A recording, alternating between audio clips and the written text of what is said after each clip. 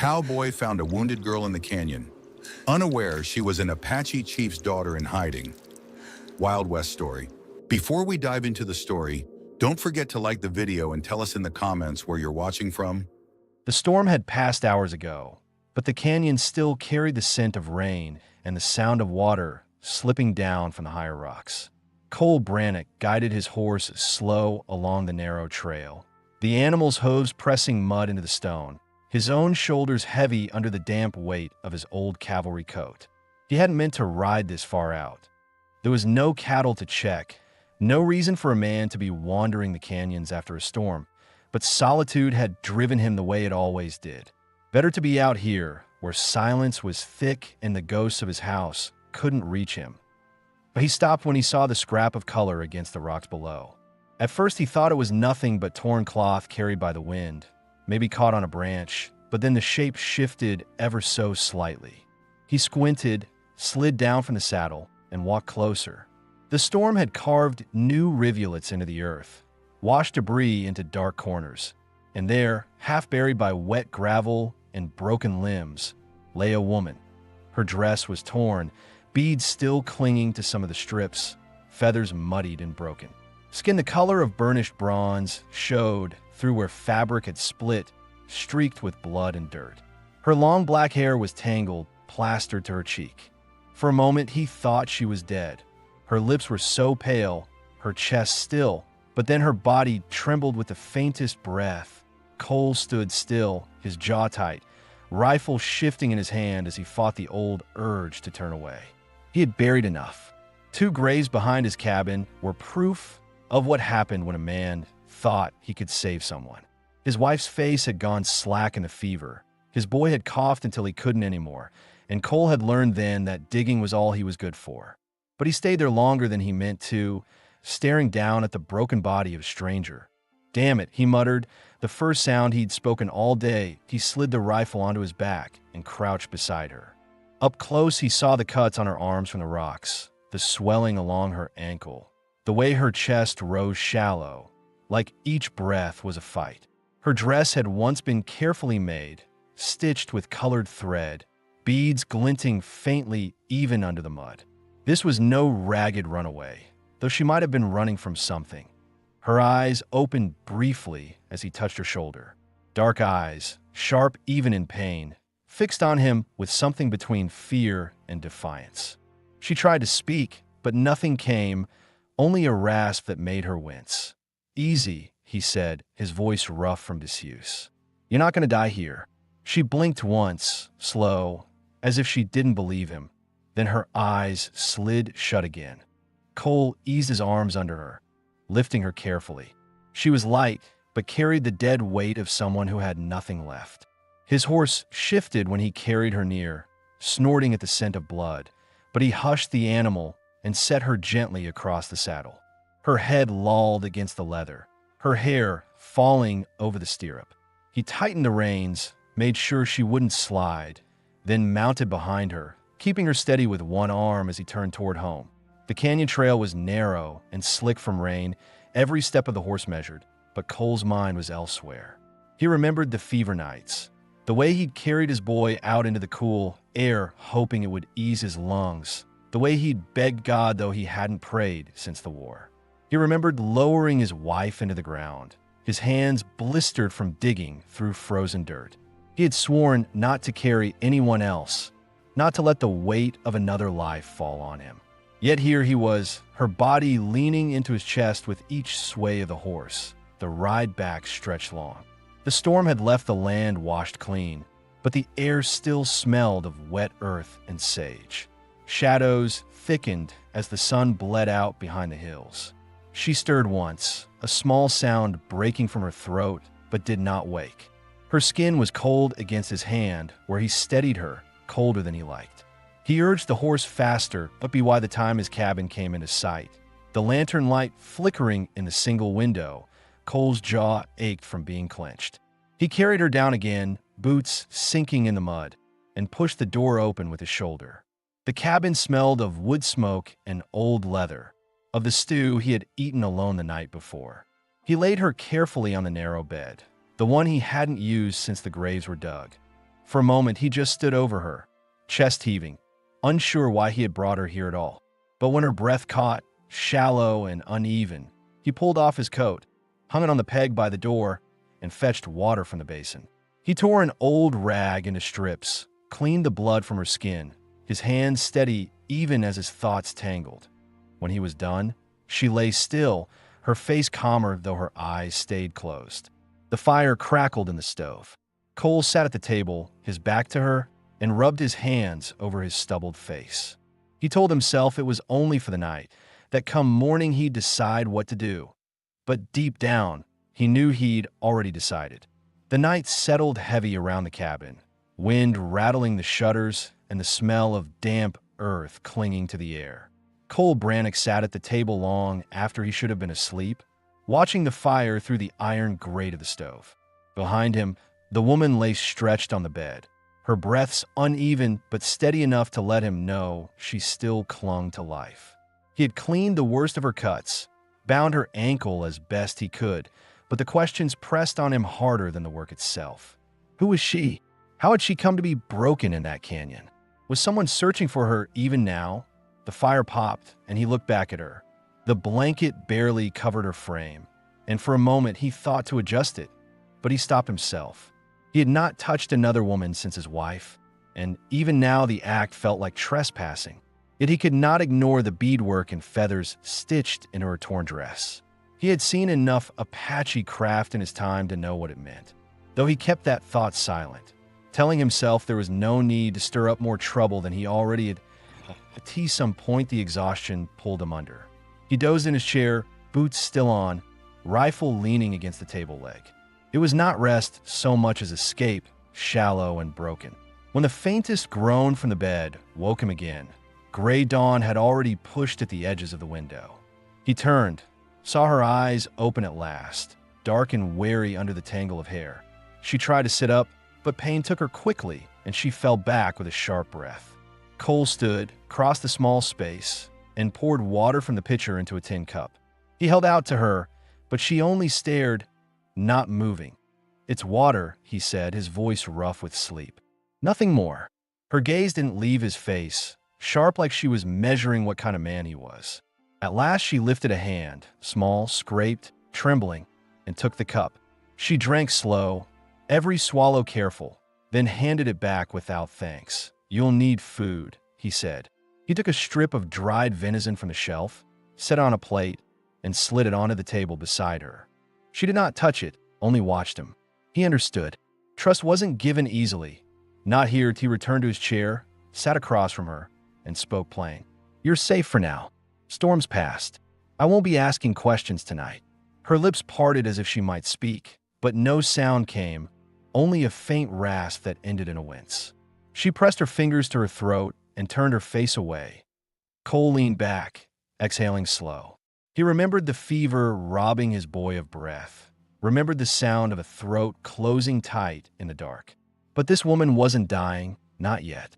He wasn't about to mistake silence for surrender. Later, when he thought she slept again, she shifted, pulling the blanket tighter. He noticed how her dress, though torn, had been carefully made, each bead stitched with care, colors chosen to mean something. It confirmed what he already suspected. She was no ordinary drifter, no bandit's plaything abandoned in a storm. She carried a story, and stories like hers drew men with rifles and greed. Cole stepped outside into the gray morning. The ground was wet, the air sharp, and smoke from the chimney rose steady. He filled the bucket at the well, checked the corral, gave his horse a pat. It was routine, the same he'd done every morning for years, but this time it carried weight.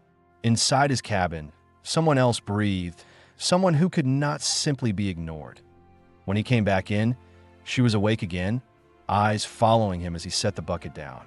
She still hadn't touched the food, but the plate had shifted, meaning she had at least thought about it. He said nothing more.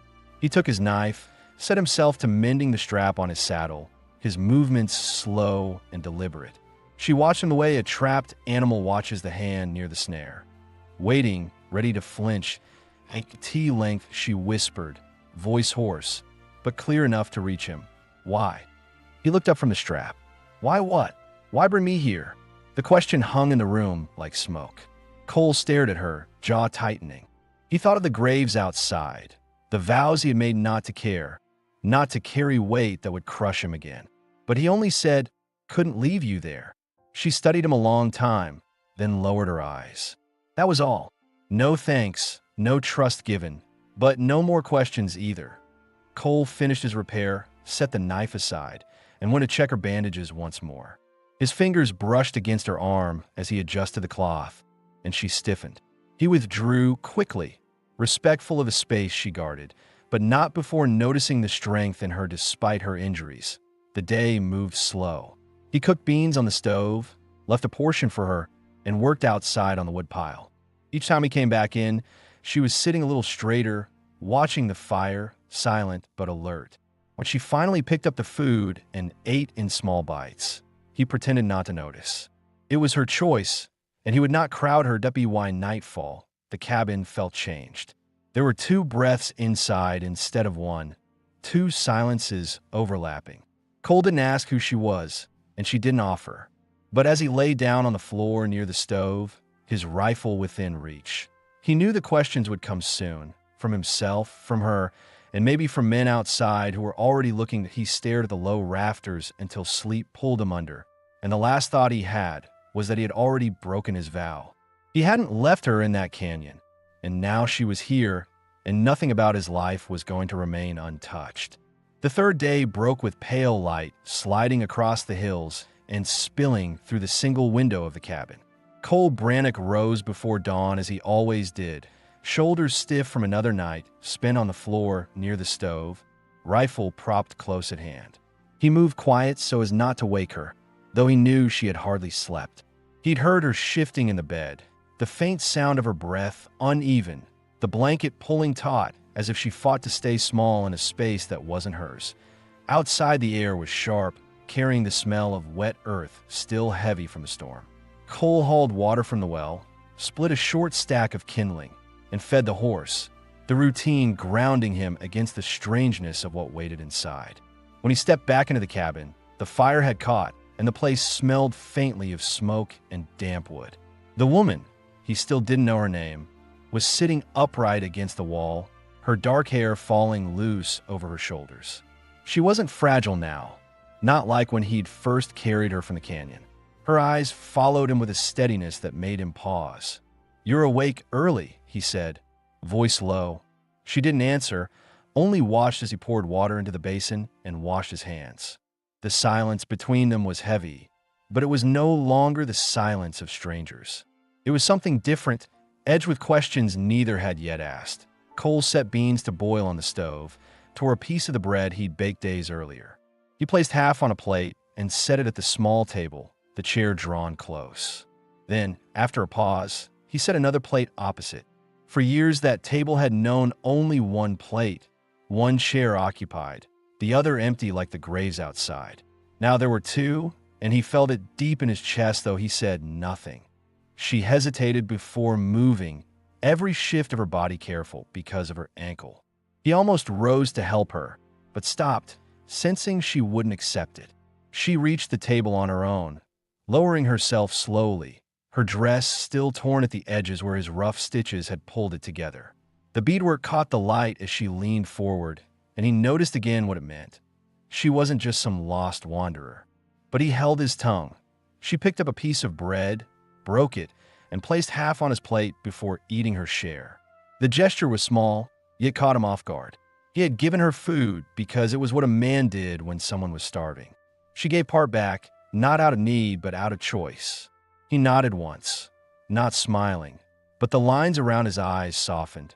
They ate in silence. The only sounds the scrape of tin against wood, the crackle of the stove, the faint whistle of wind against the cabin walls.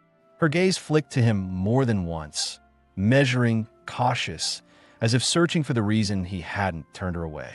At last she spoke again, her voice husky from disuse, but clearer than before. "You live alone?" "Yes," he said simply. He didn't explain, didn't tell her about the graves outside or the nights he had cursed the silence. But she kept watching, and he realized she was waiting for more. He cleared his throat. "Had a wife. And a boy." Fever took them. Her eyes didn't soften with pity, which surprised him. Instead, she gave a slow nod, as though she understood the shape of loss without needing detail. "That was enough. And you?" he asked, keeping his tone even. She looked away, fingers tightening around the crust of bread. For a long time she didn't answer, and he didn't press her. Finally, she whispered, "I cannot say." It wasn't a lie, not the way she said it. It was truth edged with danger, and Cole knew better than to demand more. Still, it left the air heavier. He leaned back, resting one hand on the table, and let it go. Later that morning, while she rested, Cole went outside again to check the fence line. The storm had knocked one rail loose, and he worked with steady movements, driving nails into the damp wood. From where he stood, he could see the canyon ridge in the distance. Men had traveled that way before, scouts and bounty riders, and the thought unsettled him. If anyone was looking for her, they would not stop at the canyon. They would come this way. When he returned, the cabin smelled faintly different. She had managed to rise and tend the stove, adding another log to the fire, and the pot of beans simmered thicker than when he'd left. She had stirred it, adjusted it, made herself part of the space without asking permission. He noticed his cup had been refilled with water and placed neatly at his chair. "You shouldn't be on that ankle," he said. She met his eyes without flinching. "I can stand." There was no defiance in her voice, only fact. He almost argued, then let it go. She wanted to contribute, to show she was no burden, and he could respect that. That night, they shared another quiet meal. When their hands brushed as he passed her the plate, neither pulled away too quickly. The silence between them had shifted. It wasn't empty anymore. It carried weight, a kind of unspoken truce, fragile but real. Before lying down on the floor again, Cole checked the rifle at his side, his gaze lingering on the window. He knew someone would come looking sooner or later. He also knew he had already made a choice when he carried her out of that canyon. Whatever her secrets, whatever trouble followed, she was here now, sitting across his table, and he would not see her left behind. By the fourth evening, the rhythm of the cabin had shifted in ways Cole Brannick hadn't expected. Days moved with quiet tasks. Wood cut, water drawn, meals prepared and shared without fuss. Yet everything felt different because she was there. She had not told him her name, not yet, and he hadn't asked again, but her presence filled the empty spaces in the cabin that had once echoed only with his own movements. He found himself noticing small things. The way she studied every corner of the room as if learning it by heart. The way her hands lingered on the beadwork of her torn dress as though it connected her to something she had left behind. The way her gaze flicked toward the graves outside when she thought he wasn't watching. That evening the air turned colder, the kind of bite that sank deep into the bones once the sun fell. Cole brought in extra logs, stacked them by the stove, and set the fire high. She sat nearby, her injured ankle stretched across the bed, her hair unbound and falling down her back. He had given her his wife's old shawl to keep warm, a simple wool piece worn thin at the edges. She hadn't asked for it, but she hadn't refused it either. When he moved past her, she shifted as if to rise. "I can help," she said, her voice still rough but steadier than the first night. "You stay off that foot," he answered, tone firm but not sharp. "It won't mend if you push it."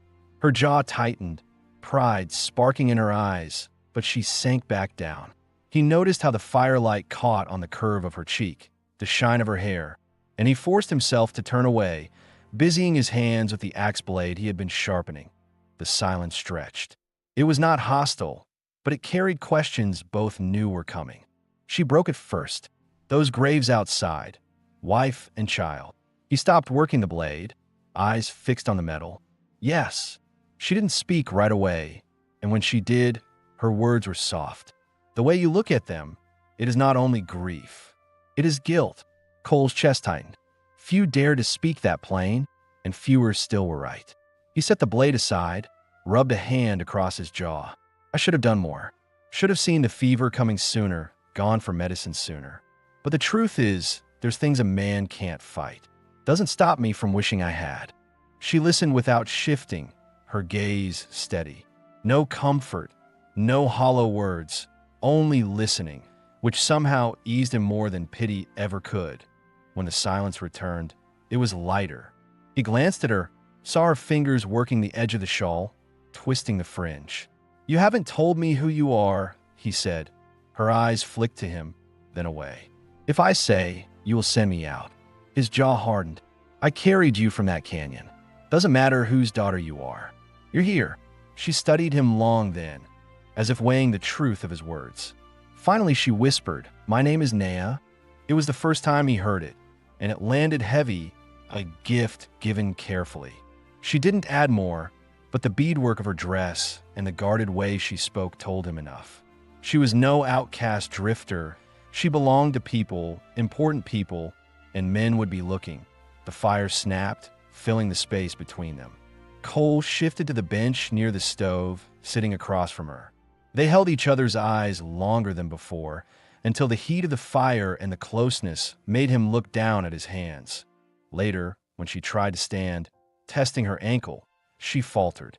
Without thinking, he was at her side, steadying her with a hand under her arm. She tensed at his touch but didn't pull away. He guided her back to the bed, his hand brushing against the curve of her arm longer than necessary before he let go. "Thank you," she murmured, her tone flat, but carrying something beneath it, something that made his chest feel heavier than any shovel he'd ever lifted. That night, they didn't eat in silence as before. She asked about the land, how long he had lived there, what he grew, what animals he kept. Her questions were simple, but they carried weight. He answered each, his words clipped but honest. It felt strange to speak of ordinary things again, like talking about the weather or the soil was some kind of bridge between them. When the fire burned low and the night deepened, she lay back against the bed, the shawl drawn close around her. He stretched out on the floor near the stove, as he had every night since she came, but the quiet had changed. It was no longer empty silence. It was full, charged with the unspoken knowledge that both of them were choosing, for now, to stay. Cole lay with his arm folded under his head, staring at the rafters until sleep threatened. Just before his eyes closed, he heard her voice soft in the dark. "You did not have to bring me here." He turned his head toward her shadowed form. "Maybe not," he said quietly, "but I couldn't leave you." She didn't answer, but the sound of her breathing grew calmer, steadier, as if his words had done more than the fire could.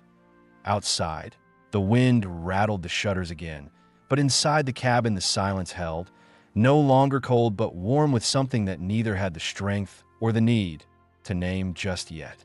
The days that followed moved slower, but they carried a weight that Cole Brannock could feel in the simplest of tasks. The cabin no longer breathed like it had when he lived alone. Each sound, the scrape of a chair, the faint clink of tin against wood, the soft rustle of Nea shifting on the bed, reminded him that silence had changed its shape. She was still guarded, still holding her truths close, but her presence pressed into every corner of the place like smoke that lingered after a fire. On the morning after she told him her name, Cole sat at the table stitching the hem of her dress where it had ripped worst along the side. His fingers were clumsy with the needle, more used to splitting logs than sewing, but he worked steady, jaw set in concentration. He had thought of giving her one of his wife's old dresses folded away in a chest, but the idea felt wrong. Those clothes belonged to the graves outside, not to this woman. So he mended what she had, thread pulled through torn hide with uneven stitches. Nea sat across from him, watching in silence. At first her eyes had carried suspicion, as if waiting for him to treat her with the same carelessness she had likely suffered from others. But as the minutes passed, her gaze softened. When he handed the dress back, his large hands rough against the delicate beadwork, she took it with both palms and gave the faintest nod. No thanks spoken, but the way she folded the fabric carefully told him enough. She wore it again that evening, the stitches crude but holding. When she stood to place a bowl of beans at his side of the table, he noticed how the mended seam hugged her figure, how the neckline still gaped where fabric had torn across her chest.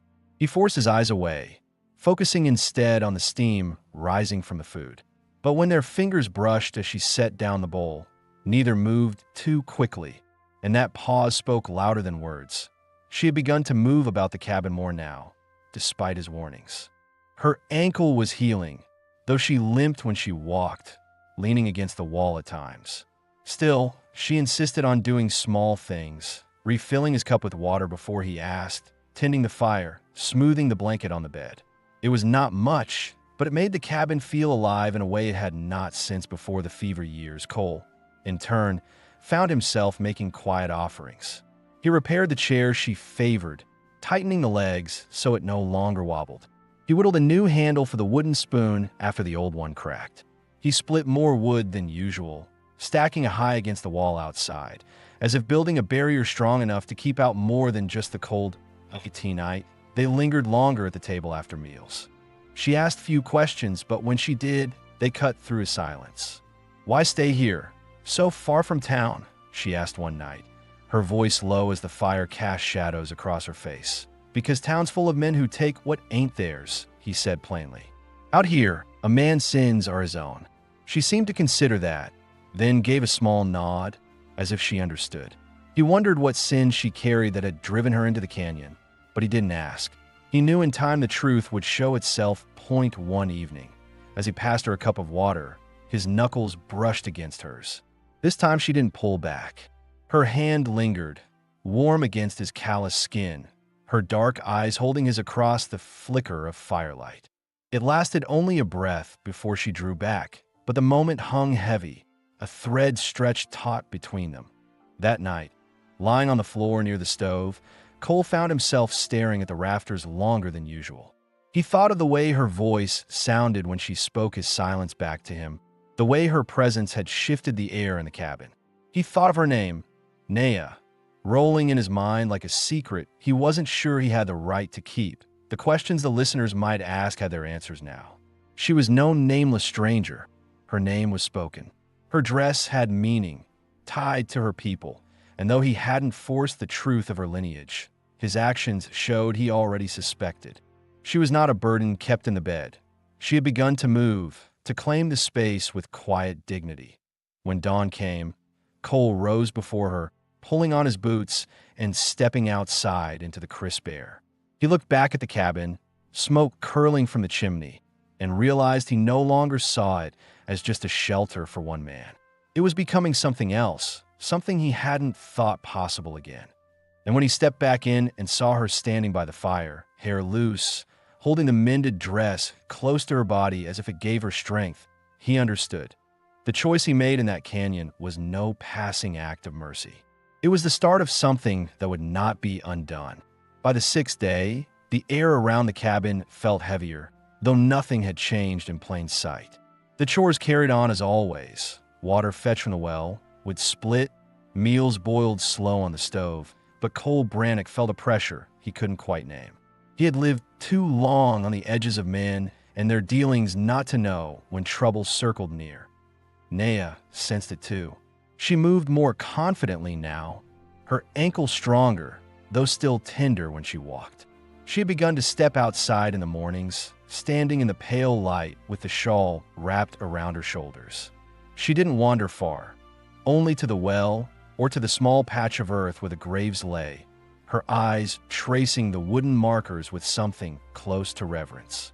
Cole caught her there once, crouched by the graves as if she were listening, her hand pressed to the soil. She rose quickly when she noticed him, but he said nothing. He understood. What neither of them ignored was the sound of riders on the distant trail. 2 days in a row Cole had heard horses moving along the ridge, voices faint on the wind. Men didn't usually ride that way unless they were hunting something or someone. He kept his rifle closer now, leaning it against the wall instead of leaving it in the corner.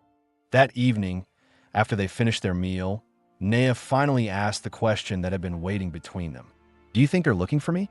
Cole met her gaze, steady, unflinching. "I'd wager so." Her jaw tightened, but she didn't look away. "Then you should send me out before they find me here." "No." The word came sharp, firm, before he had time to weigh it. "I carried you from that canyon. You're here now. I'm not handing you over." "You don't know what I am," she whispered, her voice low but cutting. "I know enough," he said. She studied him for a long while, the fire crackling between them, before lowering her eyes.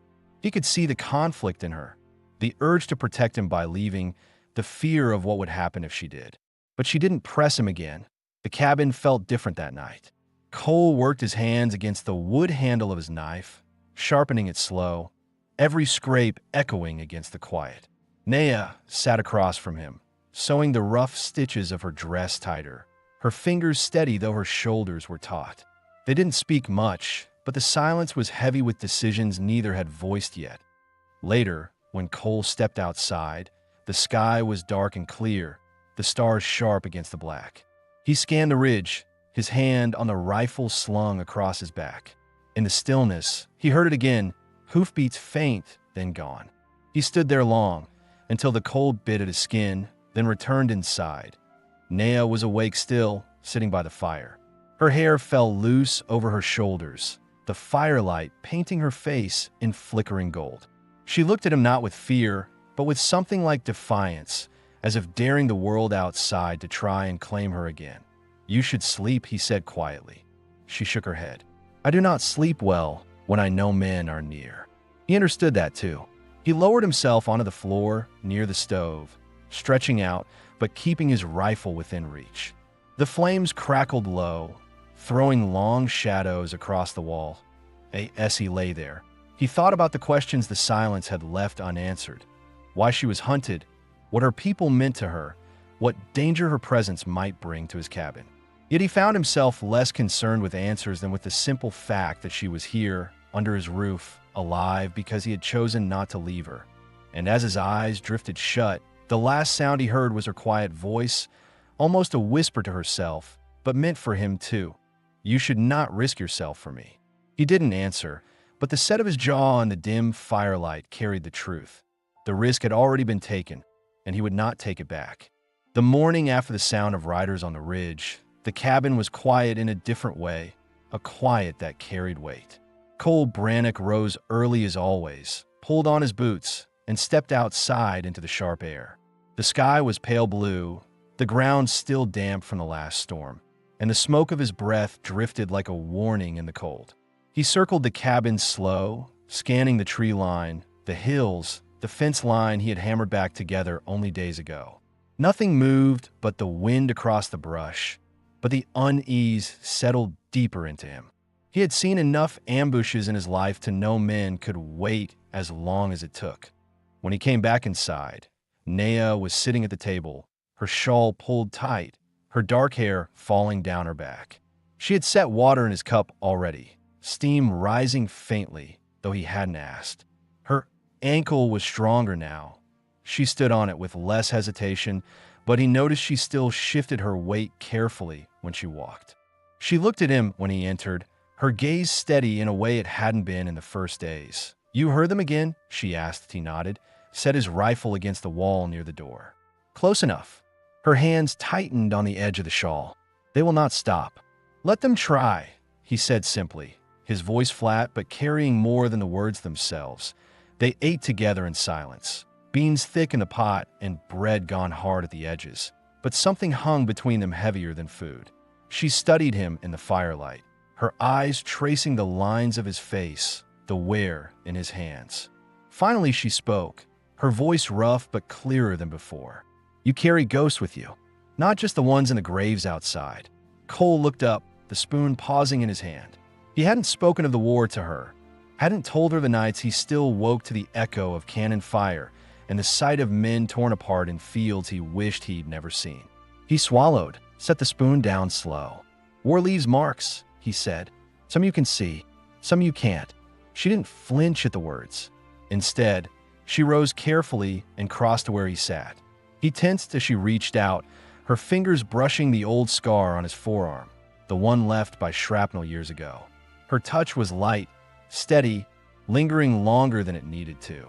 "You think you are broken," she whispered, "but you are not." His chest tightened. He had buried his pain in silence for years, had told himself the cabin was enough, that labor would keep the grief buried. Yet her words struck deeper than any he had heard in a long time. He didn't answer, but his hand rose, almost against his will, to cover hers. For a moment neither moved. The fire popped, the wind rattled faintly at the shutters, and their eyes held across the narrow space. She withdrew first, but not quickly.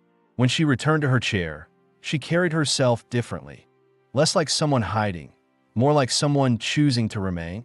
Later, when the chores were done and the shadows stretched long across the hills, Nea came to the fire again, seating herself near him.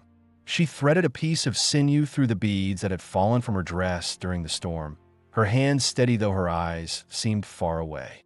At last, she spoke the truth that had been pressed down since the canyon. "I'm the daughter of a chief," she said quietly, her voice low but sure. "They hunt me because they think they can trade me, use me against my people. If they find me here, they will kill you too." Cole's jaw tightened, but he did not look away. "Then they'll have to try. You should not choose this," she said, a faint edge of desperation breaking through. He leaned forward, his voice quiet but sharp. "I already did. That night in the canyon. I chose." Her eyes searched his, dark and glistening in the firelight, and whatever wall she had built cracked. She set aside the beads, shifted closer, and placed her hand lightly on his shoulder. No more words came. None were needed.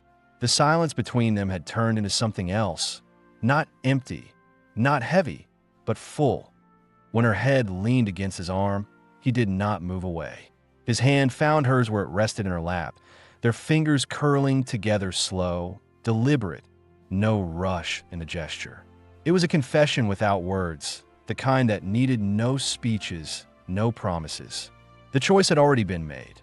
That night, she slept deeper than she had since arriving, her breath calm, her body finally at ease under the shawl. Cole lay on the floor near the stove, but his eyes stayed open longer, watching the dim glow of the fire fade. For the first time in years, the ghost that haunted him grew quieter, as if someone else now carried part of the weight. Outside, the shadows of men still lingered in the hills, though they hadn't yet come close. Inside, the bond between two broken lives had begun to shape into something strong enough to stand against whatever pressed in from beyond the cabin walls. The storm rolled in from the west by late afternoon, thick clouds stacked over the hills, the kind that made the air heavy and restless. Cole Brannick had seen enough weather in these lands to know the night would be long. He brought in every stick of wood he could carry, stacking it high by the stove until his arms burned. When he shut the door against the first whip of rain, the cabin darkened, firelight flickering across the walls, the sound of water hammering the roof like fists. Nea sat by the table, her shawl around her shoulders, the bead she had been restringing set aside. She watched him move about the room, her dark eyes steady, following the way his hands lingered near the rifle, the way his jaw tightened at every crack of thunder. He had not said it aloud, but she understood. Trouble outside was closer now, and he meant to be ready. When the lightning flashed bright across the window, her body flinched, her hand tightening on the edge of the shawl. Cole noticed, set down the axe blade he had been checking, and spoke quietly. "Storm won't take the roof. I patched it last spring."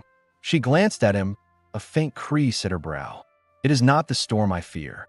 He knew what she meant without asking. Riders on the ridge, men who wanted her bound and traded like cattle. He leaned his weight against the table, his calloused hands pressing to the wood, and met her gaze. "They come. They'll find I'm not easy to move aside." Her eyes softened then, not with pity, but with something that reached deeper, as if his words gave her more shelter than the cabin walls themselves. The hours passed slow. The storm raged, rattling the shutters and shaking the door, the fire snapping loud to keep pace with the thunder. Nea moved from the table to the bed, then closer to the stove, finally settling near where Cole sat on the bench. The closeness wasn't planned.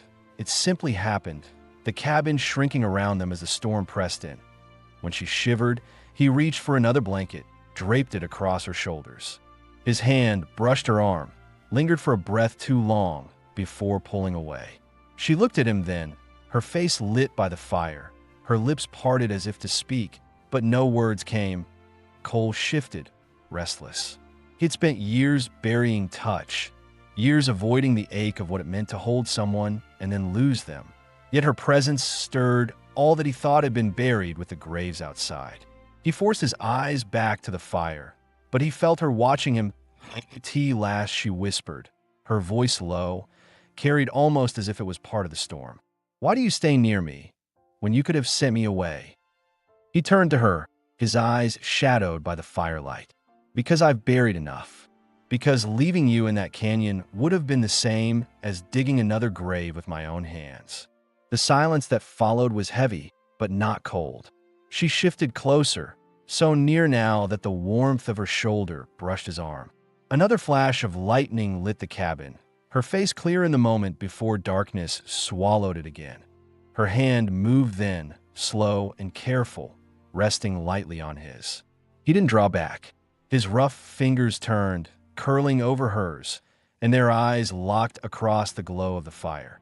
The first kiss came not in haste but in stillness, after the storm had shaken everything else away.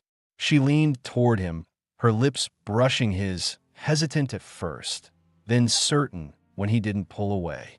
His hand lifted to her face, rough against the softness of her skin, holding her there as if to keep her reeled. It was not long, not desperate, but it carried all the unspoken things that had built between them. The bread broken, the stitches pulled, the silences shared. When they parted, their foreheads rested together, their breath mingling with the smoke of the fire. You do not know what will come, she whispered. I know enough, he answered. She let out a breath that sounded like surrender, not of herself, but of the fear she had been holding tight since the canyon. For the first time, her body eased fully beside his, no tension in her shoulders, no guard in her eyes. That night, she lay on the bed, but her blanket was pulled close to where he slept on the floor. Their hands touched once more before sleep, fingers brushing, holding for a moment that neither wanted to end. Outside, the storm raged on, but inside the cabin the silence had shifted forever. It was no longer the quiet of strangers, nor the distance of survival. It was the quiet of two people who had chosen, without needing words, not to let go. The storm broke by dawn, leaving the land soaked and raw, the air heavy with the smell of wet earth and smoke. Cole Brannock stepped outside early, his boots sinking in the mud, the rifle resting against his shoulder. He scanned the ridge line as he always did, but this morning was different. He didn't need to strain his ears to hear what was already there. Hoofbeats carried low across the damp ground, steady and certain. Whoever had been circling was no longer content to linger in the hills. They were coming down. When he returned to the cabin, Naya was already awake. She stood near the fire, shawl wrapped close, her dark eyes on him as if she had felt it too. They are near, she said simply. They are, he answered, setting the rifle by the door, checking the chamber with a practiced hand. She drew a breath that trembled faintly, then steadied. If they see me here, they will not leave without me. You should go. Cole shook his head once. I don't run. Her jaw tightened. You do not understand. To them, I'm not a woman. I'm a prize.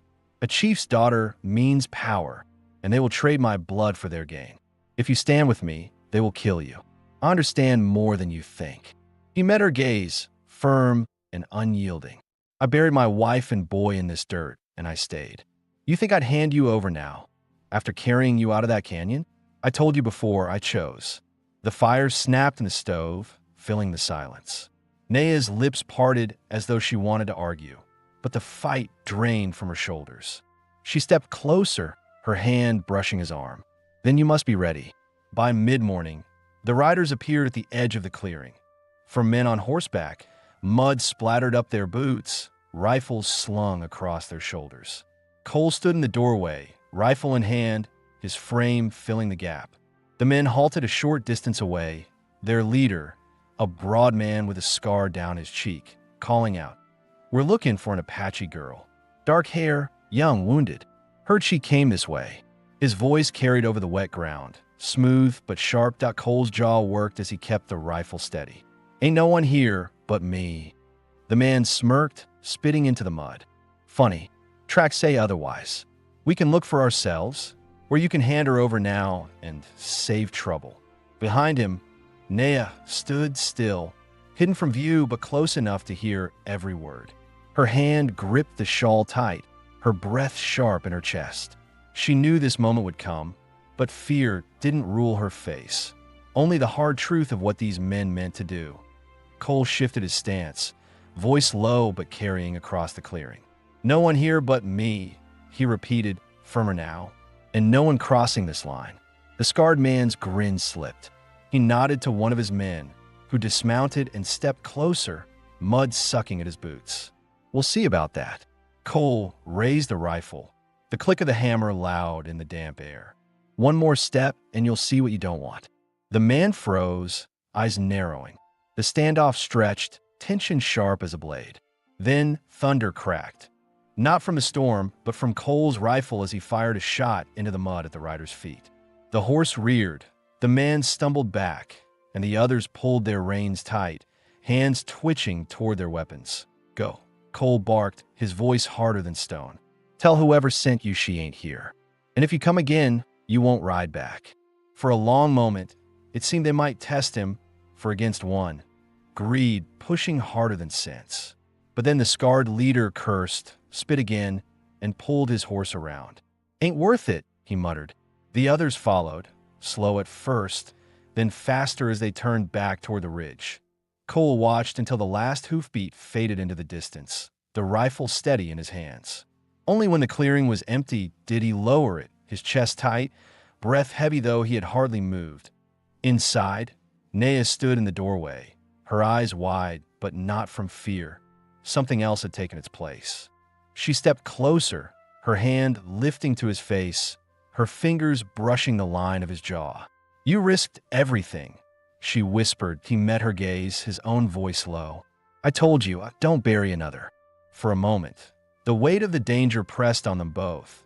The knowledge that the riders might return, that their silence would not keep the world away forever.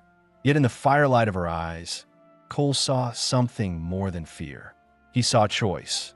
That night, the cabin held no words, only the quiet closeness of two people who had faced a threat and did not turn from it. She sat near him by the fire, her shawl slipping from her shoulders, his hand finding hers in the stillness. The danger had come and passed, but the bond between them had been sealed in the silence after the gunshot. Outside, the land lay wet and scarred from the storm, but inside the cabin, there was warmth. Two lives bound together, now not by accident, but by defiance and choice.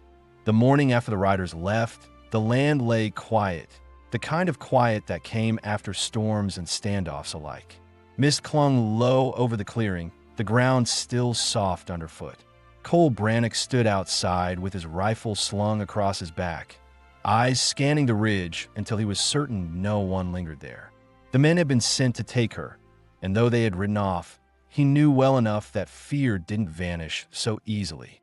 But something in the way they had looked back before disappearing told him the fight was over. For now, at least. When he returned inside, the fire burned low, and Naya was stirring a pot on the stove. The shawl still hung from her shoulders, but she carried herself different now. Her posture straighter, her movements no longer those of someone ready to flee. She looked up as he came in, her expression unreadable for a breath, then softened. "You did not have to stand against them," she said. "I did," he answered simply, setting the rifle back by the door. "I couldn't do otherwise." Her eyes lingered on him, as if searching for the truth behind the words. Finally, she turned back to the pot, stirring slow. "If I stay, more may come. They do not give up easy." "Then let him come," Cole said, his voice steady. "I've lived in this cabin too long with nothing but ghosts for company. If I fall protecting you, at least it means something. But I'm done burying and walking away." She set the spoon down, her hands trembling faintly before she steadied them on the table. "You don't understand what it means to be the daughter of a chief. To others, I am worth land, trade, power. To some, I am only a way to break my people's spirit. You are one man, Cole Brannock. They will not stop if they think I live." He stepped closer then, his boots heavy on the floorboards, and placed a hand on the table between them. "I don't give a damn what they think you're worth. You're not a prize. You're not a bargain. You're here, and I'm here, and that's enough for me." Her eyes filled, not with weakness, but with the weight of hearing what no one had said to her before. For a long time, she said nothing. Then, in a voice low but sure, she answered, "Then I will stay." The air shifted in the cabin, the words settling like stone into the ground. She had spoken the choice aloud, and with it, all the questions that lingered from the canyon fell away. She was not passing through. She was not waiting to be taken. She was choosing to remain. Cole felt the tightness in his chest ease, the grip of years loosening at last. He reached out, his hand finding hers across the table. She did not pull away. Their fingers laced together, rough and soft, firm and certain.